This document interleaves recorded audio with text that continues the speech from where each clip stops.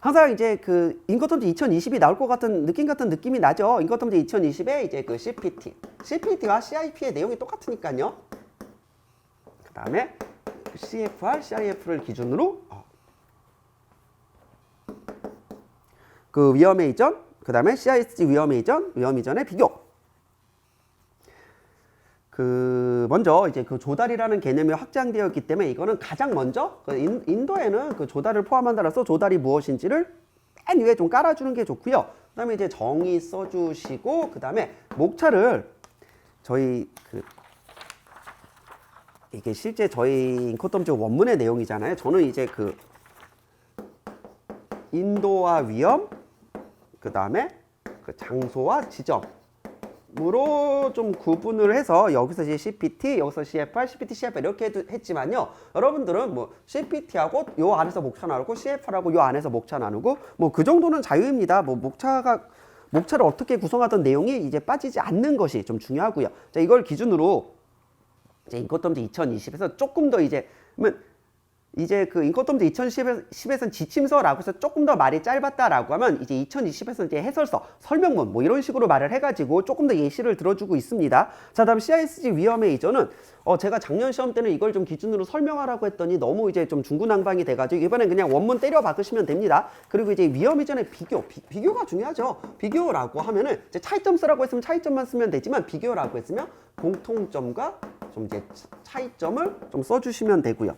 그러면 이제 공통점이라기보다 이제 유사점? 그래요. 공통점보다는 완전히 똑같은 건 아니니까 유사점이라고 해주는 게 괜찮을 것 같기도 하고요. 뭐 가인 규정이 아니라 둘 다 임의 규정이고, 자, 다음에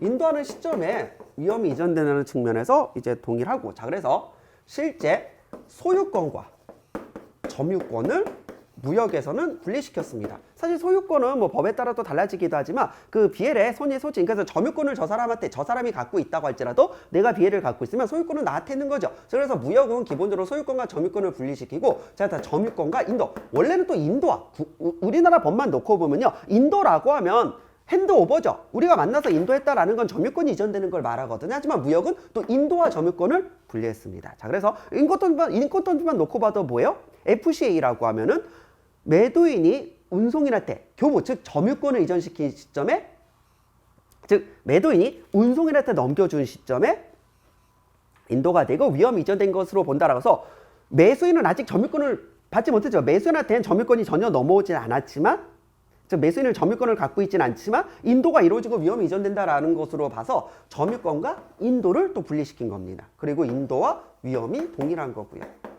요 부분을 좀 적어주시면 뭐 좋을 것 같습니다.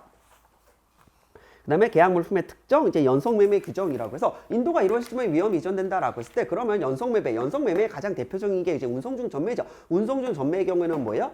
조달하는 시점에 인도가 이루어지고 위험이 이전되는 것으로 본다. 인코텀즈가 추가됐죠. 그래서 인코텀즈에서 이제 2010에서 조달하는 시점에 인도가 이루어지고 위험이 이전된 것으로 본다라고 하면서 CISG는 뭐예요? 운송중 전매의 경우에는 계약이 체결되는 시점에 인도가 이루어지는 것으로 본다라고 하고, 그리고 조달 시점이 계약 시. 그럼 조달이 된 시점에 인도가 이루어지고 위험이 이전된다라고 했을 때 조달은 언제 되는 거예요? 계약 체결 시점이 조달 시점이 됩니다. 그래서 CISG와 인코텀즈의 내용이 이렇게 같아질 수 있다라는 점. 뭐 차이점에 대해서는 사실 뭐 거의 인코텀즈와 CISG는 맞춰 가니까요. 그렇게 차이점이 많지는 않지만 정리를 해주시면 좋을 것 같습니다. 요 개념을 알고 있어야, 사실 이게 또 저희 기출 문제고 또 이런 유형들이 많이 출제되잖아요. 항상 요 개념을 좀 알고 계시면 이걸 머릿속에 넣고 있어야 내가 이해를 하고 글을 쓰는 거구나라는 걸 이해할 수 있을 겁니다. 그리고 소유권, 점유권, 인도와 위험, 인도 조달과 계약 이런 식으로.